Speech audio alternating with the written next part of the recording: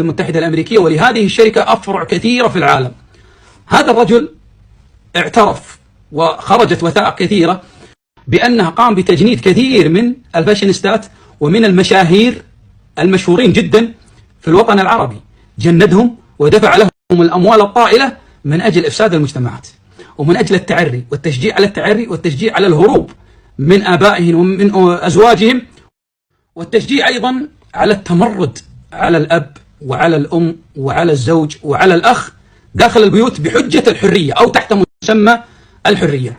هذا الرجل جند كثير من الهاربات اللي موجودات الآن في الولايات المتحدة الأمريكية وأنتم تعرفونهم، جندهم، دفع لهم أموال طائلة، واعترف بهذا كله.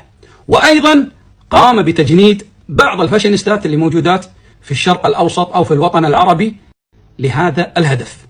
الصهيونية لما رأت أن هذا الرجل كان يسمونه العميل إكس، هذا الرجل لما رأوا أن سرب هذه المعلومات للعالم ألقوا القبض عليه وتم سجنه في إسرائيل لغاية ما وصلوا إلى مرحلة قتله، ثم بعد ذلك أعلنوا انتحاره، وبعد مدة من التحقيقات تبين أنه قتل ولم ينتحر. هذا يدلك على ماذا؟ يدلك على أمرين.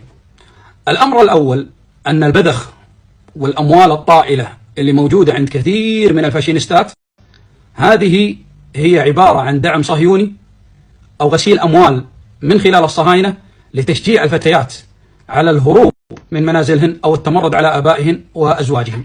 هذه النقطة الأولى. النقطة الثانية يدلك أيضا على أن النسوية ومنهج النسوية اللي موجود اليوم إنما هو منهج صهيوني تم إخراجه داخل الوطن العربي لإفساد المرأة المسلمة. ولذلك دائما تجد الشرع حذر جدا من مسألة إفساد المرأة المسلمة. لذلك الشرع أعطى قيمة عظيمة للمرأة المسلمة أنها إذا بنت تبني أمة، وإذا فسدت تهدم أمة. ولذلك قيل الأم مدرسة إذا أعددتها أعددت شعبا طيب الأعراق.